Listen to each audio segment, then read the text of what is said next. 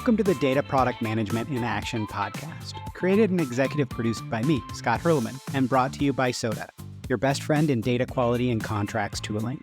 We created this podcast to serve as a place for actual practitioners bringing product management practices to data, whether that is to AI and ML, data products, platforms, or everything else in data, right? And it's to dig into the nitty-gritty of product management in data, but in fun and dynamic conversations.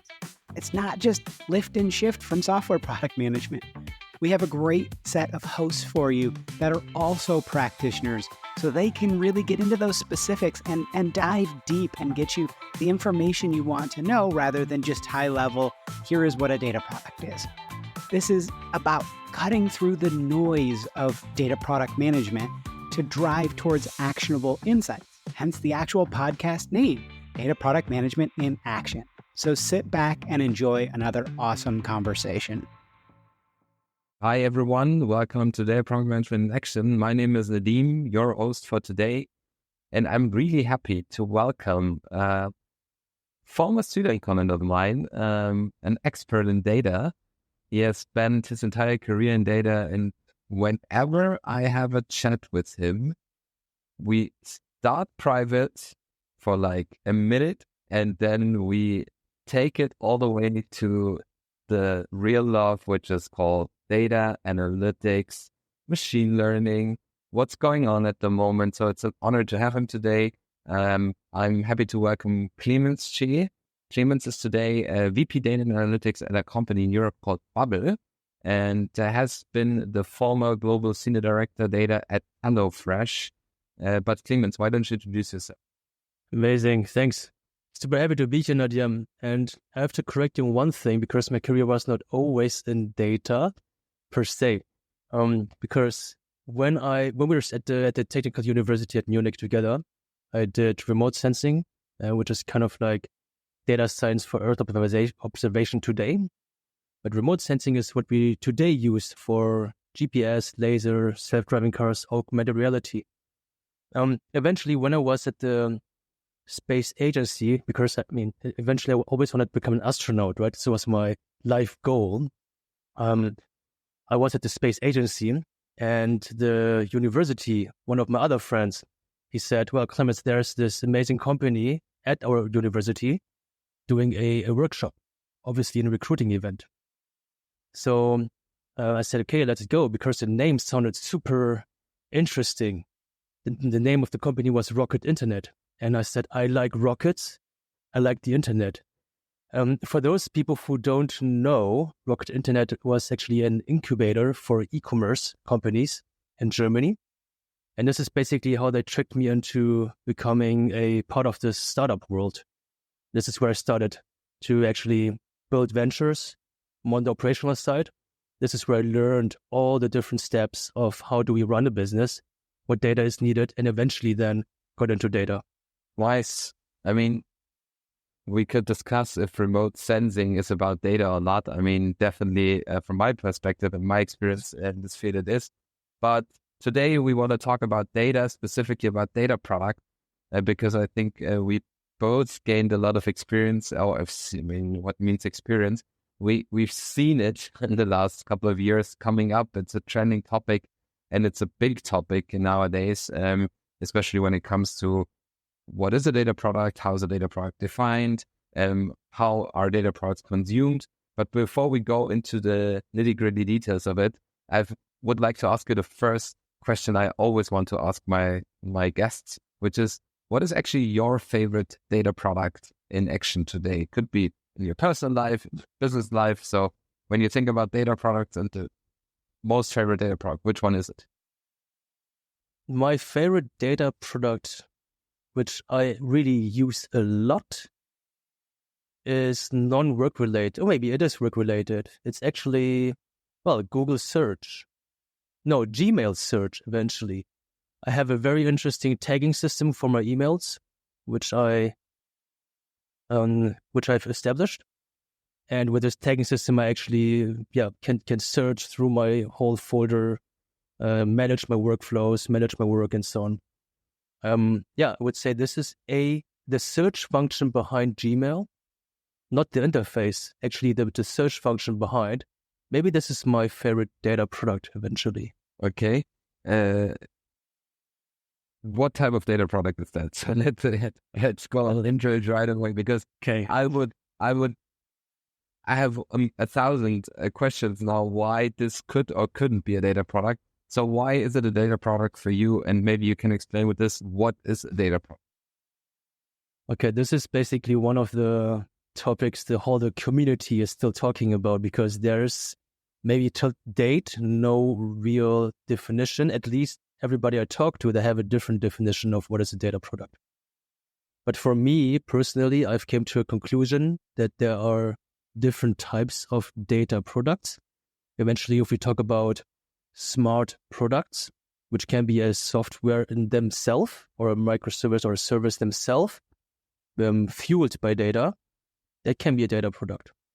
However, we can also look at internal products, a machine learning algorithm, for example, which is used internally in teams, which is emitting events or data to other teams inside the company to consume, can be also a product, because it should be built with a product mindset. It brings value to the end user, and it actually uses data to function. So in this case, if I look at the Gmail search function, right, there is a lot of data behind on how to actually, how my inbox can be optimized, for example. Yeah. Right. And the interface team, maybe they're using this. Maybe there's other teams who are using that function. So yeah, I would call this data product as well. And so, I mean, there is a definition of a data product, or there are definitions out there, various definitions from different researchers, from different companies, from different providers. So everyone is jumping on the term data product. I mean, there is a movement from the infrastructure world or from the technical world saying data should be managed as a product, and there where data as a product comes into play, right? It's all from data mesh movements. Then there are companies like also our company here, Mindfuel, we coming with the business outcome, or from the business outcome direction, really from core principles of product management, applying this to the data world, facilitating data product management as a discipline. Where do you stand? So personally, but maybe also from your business situation in your company, without going now into the details of, maybe you can briefly explain what Babbel is or what Babbel does, so that people, our audience, know what the company is actually about, maybe in 2 sentences.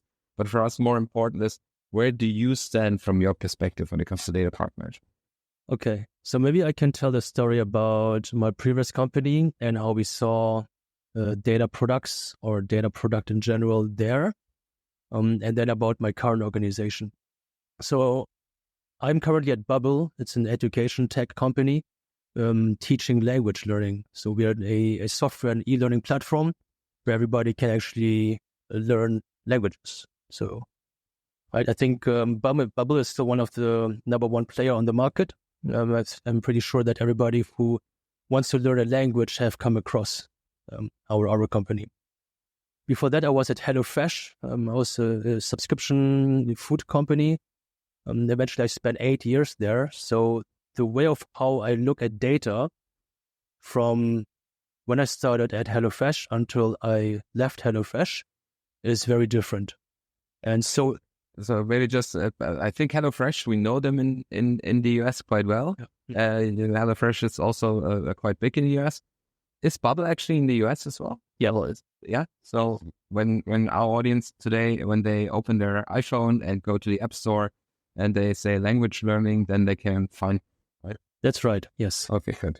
So eventually, I think it really depends the definition of data products and how it evolves. It depends on the maturity of the organization and how the different teams and parties are actually literate in conducting data projects. And maybe I'm just saying projects now, very provocative, because eventually what my plan is that, and my belief is that data project management or project managers in the future, they might turn into data product managers, because more and more companies are they're growing, they're scaling. They need to maybe decentralize and enable different teams outside of the data organization to use data, which means they need more data products, not only projects. But you also referred to your time in your former company in the 8 years. What have you seen along the majority of the organization? So have you started right away with data products, or have you so how was this going on? And not at all. I mean, when I started with HelloFresh, I joined the team in Australia, Nadiem, and at that point of time, I was not working on data products, right? Maybe unintentionally, but in my first week, I basically sat down with the teams and I looked at how can we improve the business? What kind of data do we need? I came to a conclusion that, well, maybe our procurement is spending a lot, right? Because it's a procurement company, we needed the ingredients. How do we store the ingredients? And what leverage do we have to actually optimize spending based on a forecast or basically based on our unit economics? And just imagine me sitting there and we look at this Excel spreadsheet, right? And I started to try to optimize with some formulas, with some code. How do I get the data from one place to the other place, and how can I show a dashboard? Eventually, this is also maybe one of the first data products for a ops person, operations person, or a finance person. Because eventually in finance and in operations management, we need to look at the dashboard to see, okay, how did my COGS perform? How did my profit contribution perform this month? But the dashboard was one of the first things. And it's nothing near as the data product what we have today. Yeah, but it's interesting that you're explaining that way, Clemence, because I have to admit, you are in this story. You're coming heavily already from the business opportunity, which has been like in my career was not always top priority, and like exploring the business problem, the business opportunity, or discussing it from this angle. And in my career, and I mean, I'm working in data now since 2012, so for 12 years, the data science, my entire career, hands-on team lead data science. I was working for a lot of companies. So my reality was like somebody from the business came, said they need a dashboard or they need a report. And then my lead or my team lead or eventually maybe also myself, of course, I asked for what is the dashboard, but I didn't question the reason behind the dashboard, the underlying problem we want to solve.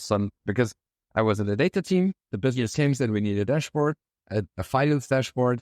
We sat down, we built a dashboard, and we explored, I don't know how many KPIs, and provided it to the finance guy and the finance person. And it always, or most often, ended in the case that the finance person said, nice, but actually it's not what I needed. So it's not what I expected from you guys.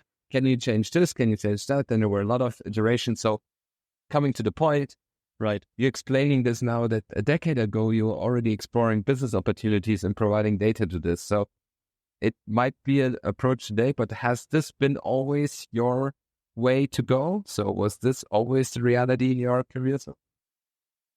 Eventually, I started on that side, right? So this is why my teams and I have been widely successful on the journey in HelloFresh, right? So eventually, I've experienced the other side as well, Nadiem, when after 2 years being successful in Australia, and we actually really uplifted a huge amount of the KPIs that we measured. Because I was looking from a business perspective, I went back to Germany to actually lead the global teams and actually build a similar infrastructure, a similar architecture with a similar team setup for the global markets. And this is where I saw exactly what you just described, right? So we have my colleagues basically in marketing and finance, in another areas of the business, they came and said, okay, Clemens, can we put this on the roadmap in the backlog, right? And of course, I mean, I had to structure it. I didn't have the capacity to actually follow through all of those opportunities. So I put them in the backlog and told my PMs, okay, look, this is what the business needs. Tell me, when can we deliver it? How much resource do we need? And how can we prioritize that? Right? So what's the business value behind? Which was not always given, but maybe this is another topic. So I've seen this as well. Eventually, this at some point resulted in a bottleneck in the data teams, of course. Right? Because there's incoming requests. Let's build this dashboard. Let's build this, optimize this algorithm. I need this data, blah, blah, blah. And then the data teams was like, oh, but I have to prioritize that. And I went to the CFO and said, I need more time. I need more money. I need more team. I need more tools. It didn't scale so good. Eventually, we did scale and found out, okay, we have to have a different approach. And this is when I learned just receiving request and running a data team like a service desk or a service team, that doesn't work anymore. Mm-hmm. The bigger the company gets. Mm-hmm. So let me summarize at this point to Clemens, because I think it's super interesting. So you've been to Australia in a more like a niche market from back in the days when we're looking back on HelloFresh back in the days. You've been successful with a first analytical product, if you want, so because you were considering the real business opportunity, the real business need. Then you get back to Europe, to Germany, where you then, due to scalability pressure and demand and like a lot of requests you turned more into a service desk. I like this term a lot. So I've seen this very often in my career as well, that data teams become more like a support function, like a service desk. I need this, I need that, I need those, but they're just delivering outputs all the time. And from there, you requested more resources, whatever the resources is, budget, money, people, tools, and so on and so forth. But you couldn't demonstrate or illustrate the outcome in a specific or in the same scale as you might have requested. That's right. The resources. And I think this is a super interesting point. When you are small and when you have just a few people and when you have the focus on one specific topic or maybe two, it's easier to illustrate or to map outputs against outcomes. But when you have to do this at scale, you have to change your methodology. You have to change your approach. You have to introduce new tips and tricks. And just as you said it, you might flip then into product management. And 100%, yeah. Try to find solutions in this discipline and methodology. That's right. Yes. So basically, this is what I mean with depending on the data maturity or the maturity of the organization. There's different definition of data products. Yeah. So, but then I think we can pinpoint on this right away. So, I mean, my definition of data products, as you know them, and this is my view of the world, I distinguish data products in different categories. So I call the data as a product idea, I call this data asset because it's an asset which you fuel into different solutions. I call dashboards, machine learning algorithms and reports, I call them analytical products. And then I call digital platforms or technologies and tools which are AI enabled. I call them smart products or AI-driven or data-driven products, which in short, I call them smart products. And all of them are data products for me nowadays. And my mindset is more like applying, the methodology of product management to the world of data and enabling people and resources, and especially, as you said, project managers turning into product managers and taking accountability for any kind of this category. So a data product manager could be only responsible for the data assets. I mean, that is what I have seen recently in companies where you say, okay, here are all our data products. In turn, they mean data asset or data as a product. They're managing them on infrastructure level. They make sure that the principles of distributed architectures or decentralized architectures are in place, like shareability, governance is a big topic, right? Access, compliance, all of these topics are then major discussion points. But I've also seen data product managers who are responsible for an algorithm or a dashboard or an analytical application. Or a table even. Or even a table. I mean, the table then turns more into the asset again, where we say, okay, this is the data asset. What roles of data product managers do you see today? Or maybe you have in your current organization, or I mean, you've seen maybe your former organization, or you are in a bubble with data product managers yourself. So which data product manager roles have you seen? That's a very interesting question, Nadiem. Eventually, I think, because the term is quite new, because the organizations, they have not established data product managers as a profile everywhere, or it's not that common yet. Data product managers today have very different hats they are wearing, and it depends on which product they're working on. It can be either, back in the days, we had something like an analytics translator. So basically, some data product managers actually filled that as well, to actually gather this information and the requirements from the stakeholders. At the same time, they're actually doing some management of the whole product life cycle, right? So a little bit of project management and product management with a classic product management background. Mm-hmm.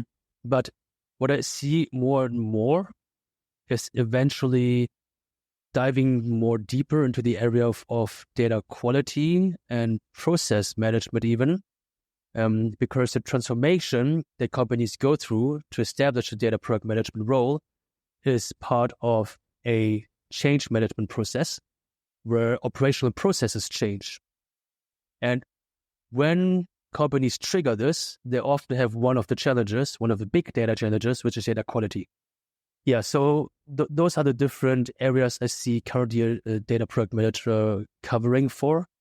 It's the stakeholder alignment, really understanding or working with the stakeholders to create the business value, getting more transparency on the opportunity and the value, the ROI, basically behind data.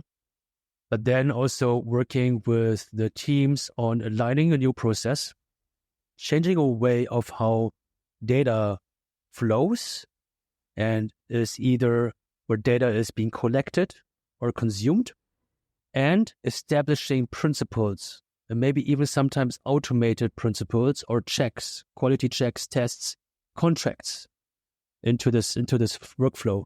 And this is where they basically cover the area for data quality and data governance. And let me ask a tricky question, maybe also to get you out of the comfort zone a bit. So do we still need data stewards in the future then? So data stewards, you remember the term, taking care of the quality, of the governance. Have you ever worked with data stewards in your career so far? Kind of. I always tried to establish the role when I saw the need, but eventually, as soon as we got very, very aligned on the data product itself and the contract, somehow we ended up not needing those anymore. Okay. Yes. I would say. Why do you think it's that? Or do you think data stewards listening to us now, should they be worried? No, don't be worried, but be flexible. Yeah, because the data steward, they will have to jump on very different products and different domains very quickly, eventually. I think one of the reasons is, and I believe that is caused by the increased data literacy in the organization. As soon as the organization has identified data owners and there's ownership established in those domains, and everybody knows, wow, by doing this action, I have an influence on, let's say, downstream data quality, and the CFO is looking at my dashboard, or at least they're looking at this dashboard with the data I created. So with more awareness, somehow people and folks, they start to get more ownership and act more as a data steward themselves without people asking them to be a data steward. Yeah, perfect. I would fully agree to this perspective, and I like it that you explained it exactly that way. I also see that it's actually a great chance for data stewards now, or for every person who is working in data management. Let's make it a little bit broader. People responsible for data quality, for taking care of the data governance side of the house. Maybe people, we could open now the keg of data catalogs, right? I mean, this is then the next logical thing we could discuss when it comes to data quality topics and management and keeping track and overview.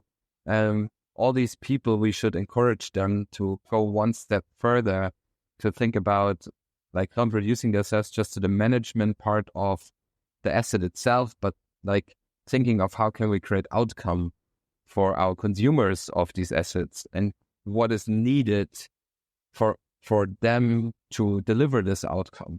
Yes. And I'm going to go for a bold statement as well, Nadiem. Eventually, if I look at the evolution of the hottest job in the last 10 years, right? So we started something with software engineering, then we had data scientists. 10 years ago, 5 years ago was data engineers, right? I don't know. I mean, but maybe in the next few years, we will see an increase of the need for data stewards, potential data governors or data quality managers. I would maybe top it with data product managers. And of course, yes, data product managers. Right? So the DPMs are basically covering those parts. Yes. But eventually this will become the foundation on how companies build their products, right? So if you launch any AI product, and you need good data for it, right? You don't want to be another Google who actually gets the Reddit data and tells people to put glue on the pizza. Yeah, exactly. And I think because just to close the loop of this conversation or discussion here is, we are just as successful as we deliver outcome to our business.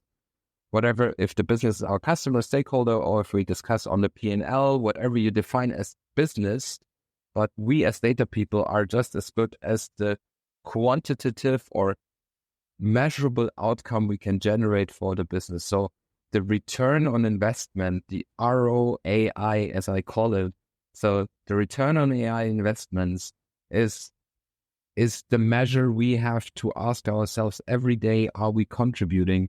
And I think data product managers are these people, is the role for whatever category of data product, asset, analytical product, smart product, which should take this accountability or this responsibility and delivering this to the business, because I think this is how we can also, justify maybe a bit the existence of what we do. Right. And as a data person, right? Any data person who is listening in, maybe, I mean, eventually it is super satisfying to know that the work that we put into either building this product, this pipeline, this algorithm, how does this impact the end consumer? How does it impact the business? And linking this directly is so much better than just resolving a ticket, right? So eventually it is becoming, as data folks, I think there's this shift in where data teams shift from being a service desk or a service team to become a trusted partner for the business. No, very good. And then, I mean, this takes us back to your story from Australia and your anecdote here. You started with the business opportunity, right? The process starts from what opportunity can we address with data, and what is our contribution to this to unlock this business value or this business potential or to solve this business opportunity. Yes, please. Absolutely. We all listen. We all want to hear about the opportunity you bring to the table. Let me think of how I can phrase it that I can't tell too much. But basically, when in my previous organization, basically, so it was HelloFresh. HelloFresh was aiming towards creating amazing recipes, right, and amazing boxes for the customers to cook. And one of the things I have identified is that why can't we, say, personalize the recipes in a way and also fit it into the right unit economics, right? That is the best for the business, but also the best for our cooks, right? For the customer. So what happened before was that we had an amazing team of chefs, and the chefs were the creators. They were like the wizards who actually created those recipes. But what we didn't had was a more quantitative approach to actually gather information about ingredients, gather information about behavior of let's say, the ratings of the recipes, get information of, let's say, the costs of ingredients to optimize that. So we were always shifting back and forth with a very long lead time of this recipe creation process, right? So, and now maybe a lot of data people are thinking out there, okay, why didn't we put a optimization algorithm on that? Or why didn't we quantify that in a proper algorithm? And that's exactly what we did eventually, together with the chefs and together with the other teams where we collected the data, built the process around it, and eventually created a tool, an internal tool for the chefs to operate, knowing the right ingredient costs, the ingredient amount, knowing how many ingredients are needed for the next cycle, with the data from the ratings, basically a win-win for everyone. And I think it took us a little bit of time within the company to pitch the idea and to execute, because it was maybe one of the first data products, proper product within the organization. But today, I think it's widely adopted and rolled out across all the markets, and all the different teams are using it. For this idea, have you formulated a proper business opportunity? So have you calculated maybe a business case, or how have you explained this to the senior leadership team? Like, hey, leadership team, this is a great idea. We not just want to mess around with our data and do some techie stuff, but we see there a proper business opportunity. So I actually did. I did. Yes, I created the case and was a bit cheeky, because I said, okay, I'm gonna maintain the scoring and basically the engagement that we have on our boxes. But for each percentage that I'm going to save us in our profit contribution due to cost savings, I want a share of that. So I did make the case. Eventually, I didn't get the share deal, but we still managed to convince the right people to actually get us support to build that tool internally. I wish they would have approved this share deal with you. Then we could invest into a lot of great startups today. No, amazing. Clemence, thank you very much for sharing the story with us. I think it's really exciting to not only listen to the stories itself, but also hearing it from your experience, how your journey overall evolved over time. I think putting this into the context of where data stand, or where data stood the last couple of years and decade, it's super interesting to hear.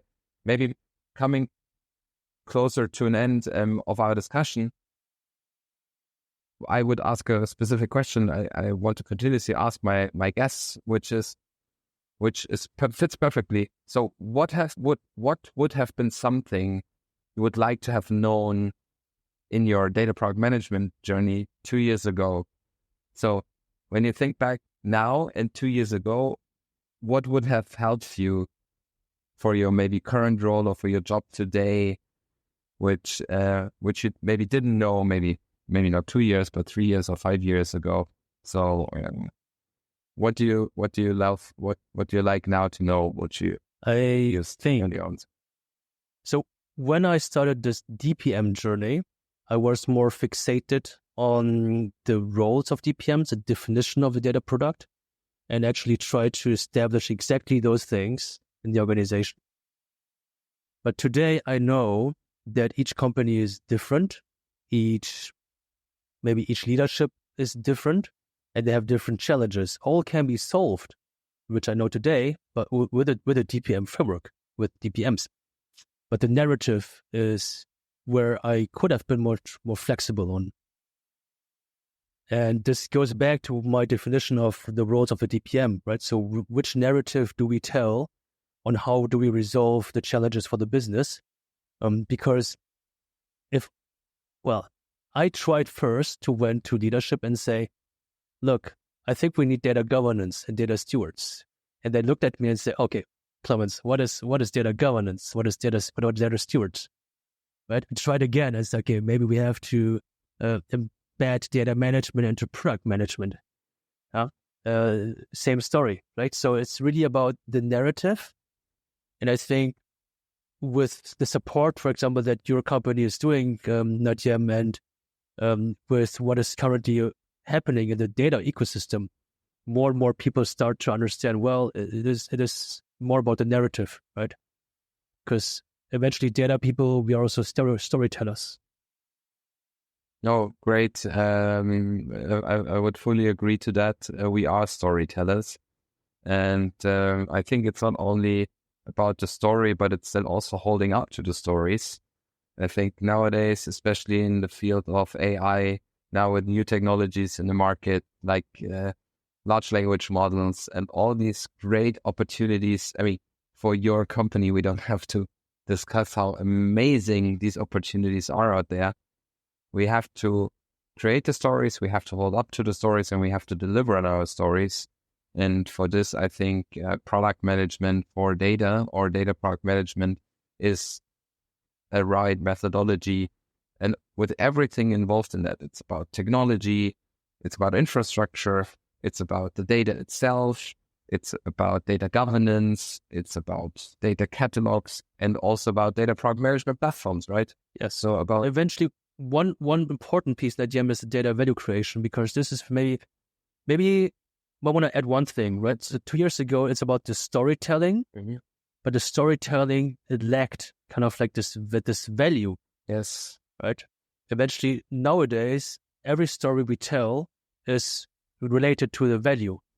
The value is either risk decrease, is either efficiency gain, or is either revenue increase. Yes. Right? And the story is basically linked to this value, and this value is linked to this opportunity. Yes. Which we in partnership basically find out together with the business. Yeah. No, I mean, this is, you nailed it.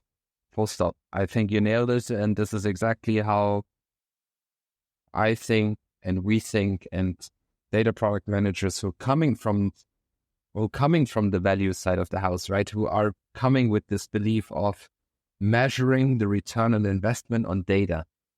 So right. This is where it comes from. You just said, I couldn't phrase it any better. We have to tell these stories in connection with the value we generate. We have to be able to demonstrate the value, to justify the value.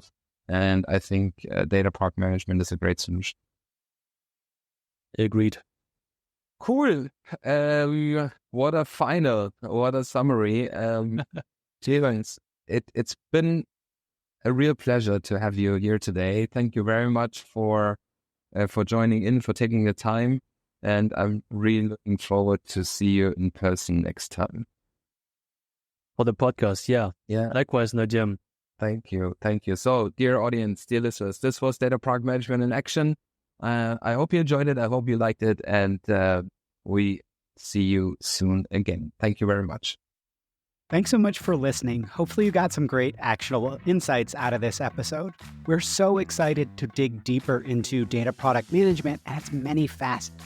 If you want to engage more with the show, you can follow us on LinkedIn and check out Soda's website at soda.io for more related content around product management in data. And if you are a practitioner bringing product management practices to data and want to potentially be a guest, please check the show notes for a link to apply. And as always, we strongly encourage people from underrepresented groups in tech to apply. Much as I'm a handsome devil, we don't want all our guests only looking like me. So again, let's get excited for more digging into data product management in action.